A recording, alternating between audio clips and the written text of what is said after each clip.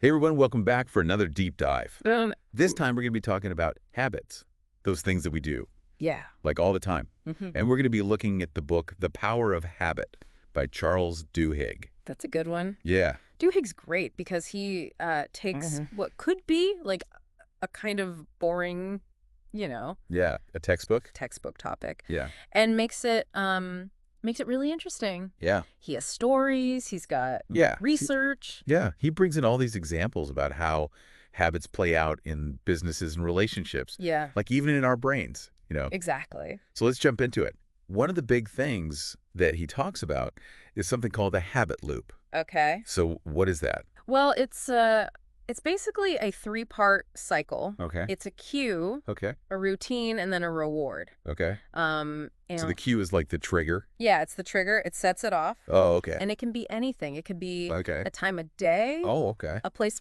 Like if you walk into the kitchen, Right. maybe you just Back automatically, village. yeah, No. open up the fridge and look around, even if you're not hungry. Yeah. Or for me, maybe the cue to grab my phone is like boredom, or if I see it light up, Yeah, exactly. And then the routine, that's the habit itself. The behavior. So like picking up my phone, Thinking of phone. scrolling through Yeah. whatever, social media. Right. And then the reward is like that feeling of, I don't know, like satisfaction or distraction. Right. It's like that little hit of dopamine that Yeah. your brain gets, Yeah. which makes you want to do it again. Right.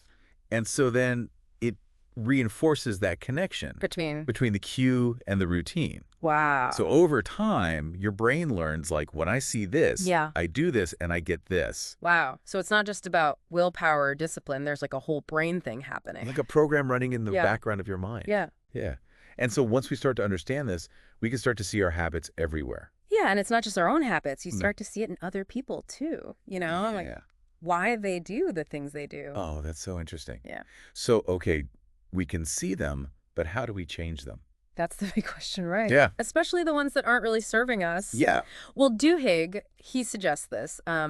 It's a pretty simple formula, but it's powerful. Okay. Keep the cue and the reward, Okay. but change the routine. Oh, interesting. Okay, how does that work? So, like, let's say I want to break the habit of scrolling on my phone in bed. Yeah. Right. Okay, yeah, that's a common one. Before I go to sleep. Yeah, yeah. So what would I do? So think about what's the cue there? I guess the cue is like feeling tired and wanting to like turn my brain off. Okay. And the reward? The reward is maybe like that mental distraction, right? Okay. Like escaping from my thoughts. All right, so instead of reaching for your phone, Mm. you could try a different routine. Okay. That gives you a similar reward. Right. Like, what about reading a book? Okay, yeah. Or listening to some calming music. Right. Something that helps you relax. Yeah. So I'm still getting that kind of like Yeah. wind down feeling, Right. but it's a healthier habit. And over time, that new routine gets wired into your habit loop. Oh, I love that. Yeah, So it's not about eliminating the reward.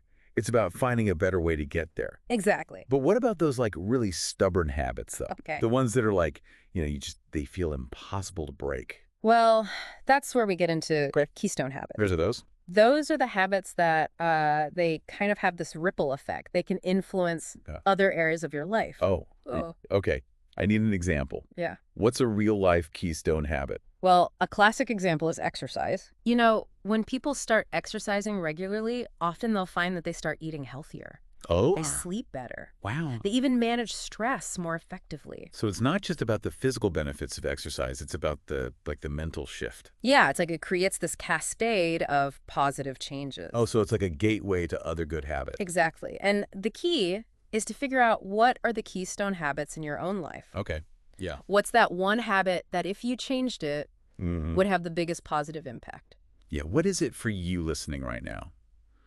Like, what do you think? What could it be? What could it be? Is it getting enough sleep?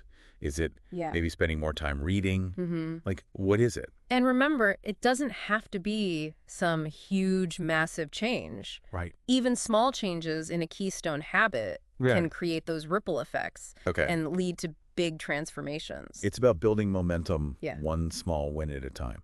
Exactly. And it's amazing how those small changes can really build on each other. It's like those domino videos you see online, Yeah. where it's like one little flick, Right. and then this massive chain reaction happens. It's like that, but with your habits. Exactly, yeah. Yeah. And Duhigg, he gives us some really cool stories He does, yeah. about this in action. One that I remember is Lisa Allen. Oh, yeah. What was her deal again? Lisa, she was struggling with a lot of stuff, like Yeah. weight smoking, money problems. Like she just felt stuck. Yeah, I think a lot of people can relate to that feeling of just being overwhelmed and not knowing where to even start. Absolutely, yeah. Right. And she realized that all of her struggles were kind of tied to these unhealthy habits that she had. Okay. And so she decided to focus on just one keystone habit, What was it? running. Oh, wow. Okay, so not an easy one to pick up. No, no, not at all. But she started small, just a few minutes every day. Okay. And as she started seeing those little wins, Yeah. her fitness improving, Mm-hmm. having more energy, Yep. she started believing in herself more, It's like those little wins build up to something bigger. Exactly. Yeah. And so for Lisa, that running habit Yeah. became her gateway habit. Oh, wow. She started eating healthier, Right. quit smoking, Wow. eventually even went back to school. No way. What? Yeah, and got her degree. That's incredible just from running. Yeah, it's proof that, Wow. changing one keystone habit Yeah. can really unlock a whole new chapter in your life. That's so inspiring. It is, yeah. And this isn't just about like personal change. Right. Duhigg also talks about how this applies to Mhm. businesses and organizations. Yeah. So like give me an example of that. Okay, well, one that's really fascinating is about Paul O'Neill, Okay. who was the CEO of Alcoa, Oh, which is an aluminum company. Okay. and when he took over, Yeah. the company was having a lot of safety issues. I would think, like, a CEO's first priority would be profits, not necessarily worker safety. You would think that, right? Yeah. But O'Neill, he understood the Mhm. power of keystone habits. Okay. He knew that if he could improve worker safety, Yeah. it would actually end up helping the company's profits in the long run. Okay, so how did he go about doing that? Well, he made worker safety the #1 priority, Okay. implemented new systems and routines, Okay. focused on safety. Mhm. He insisted on getting daily reports on any incidents, Wow. Okay. and he really empowered the workers Okay. to come up with solutions. So he created a culture of safety, not just a set of rules. Exactly, yeah. Yeah. And he also made sure that there were rewards and recognition for teams that had high safety standards. Oh, wow. So he essentially redesigned Yeah. the whole company's habits Yeah. around this idea of safety. Did it work? What happened? Yeah, the results were amazing. Okay. Not only did worker safety improve a lot, Okay. but the company's profits went way up, too. Wow, so it was a win-win. Yeah. That's incredible. It shows that focusing on the right habits Mm-hmm. can lead to success on all these different Yeah. levels, individual, organizational, Uh-huh. even financial. Wow. And Duhigg has other examples, too, Oh, yeah. like how Starbucks uses habit science Why? to train their employees Right. and create that consistent customer experience. So even those have a nice day greetings. Mhm. Those are like strategically designed. Yeah, it's all about understanding the psychology Wow. behind habits and how to use them Yeah. to get the outcomes that you want. But of course, we can't forget about willpower. Right. The thing that we all wish we had more of. Especially when we need it most. Yeah, exactly. So how do we get more willpower? Well, one of the things that Duhigg emphasizes Okay. is that willpower is like a muscle. It gets tired if you overuse it. Oh, okay. So you got to manage it strategically. But don't try to change everything at once. Exactly, yeah.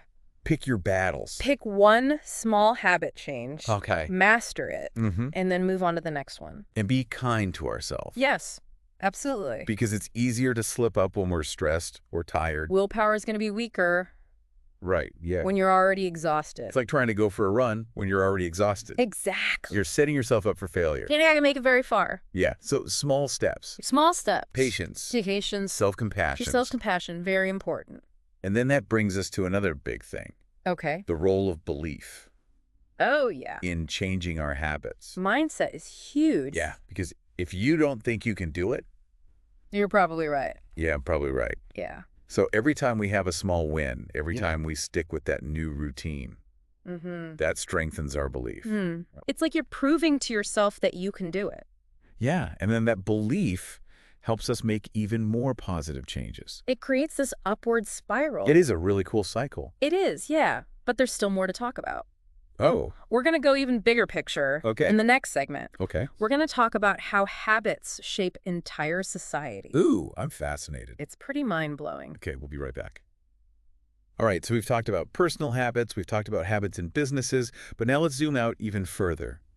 What about the habits that shape entire societies? Yeah, this is where it gets really interesting. Yeah. Duhigg calls these social habits. What are those? They're like these shared routines and behaviors that kind of become ingrained in a culture or a community. Oh, okay, so like those unwritten rules we all just kind of follow without even thinking about it. Exactly. Like, think about shaking hands when you meet someone new. Right. That's a social habit that Yeah. conveys trust and respect. Oh, yeah. Or saying please and thank you. Like those are just things we do Yeah, to keep things running smoothly. exactly. I never thought of those as habits before. Yeah, they're so ingrained we don't even question them. Right, right. But just like individual habits, social habits can be incredibly powerful. Okay. They shape how we interact with each other, Mm, our values as a society. yeah. Okay, I get it. But give me a real-life example. Like how have these social habits actually affected history? Well, one example that Duhigg talks about is the Montgomery bus boycott, Oh, yeah. which was a key moment in the civil rights movement. Okay. And the boycott worked Mhm. because it disrupted this deeply ingrained social habit, Yeah. segregation on buses. Right, yeah. So by refusing to follow that routine, Yeah. they challenged the whole system. It's amazing to think that changing one little habit could lead to such huge societal change. It's a great example of how even deeply rooted social habits can change when enough people believe in a different way of doing things. So we've talked about what social habits are, but how do they actually form? Like how do they spread? Well, it's complicated, but it starts with shared experiences, Yeah. beliefs and values, Mhm. and then they get passed down through generations, Okay. reinforced by social norms, Yeah. spread through media and social networks. Oh, so it's like a big collective habit loop, right? Yeah. Where the cues and rewards are shared by everyone. Exactly. Think about how trends and behavior spread online these days. It's Yeah. the same idea. Yeah, like those viral challenges that pop up every now and then. Yeah, exactly. Those are a perfect example of how quickly a social habit can form. And just like with individual habits, Yeah. understanding how social habits work can help us influence them. So we can create positive change. Yeah. It's kind of mind-blowing. You know, we've gone from these tiny little things happening in our brains Hmm. to these massive forces that shape history. Yeah, it really puts things into perspective. So what's the one thing you want our listeners to take away from all of this? I think the most important message is that habits are not destiny. We have the power to change them. I love that. By understanding how they work, Yeah. embracing small wins, Mm, and right. believing in ourselves, Yeah. we can shape our lives, Yeah. our communities, Yeah. and ultimately our world. That's a powerful thought to end on. Thank you so much for joining us on this deep dive into the world of habits. It's been my pleasure. And to everyone listening, we hope this has inspired you to take control of your own habits. Remember, even small changes can make a big difference. Until next time, keep exploring and keep hacking those habits.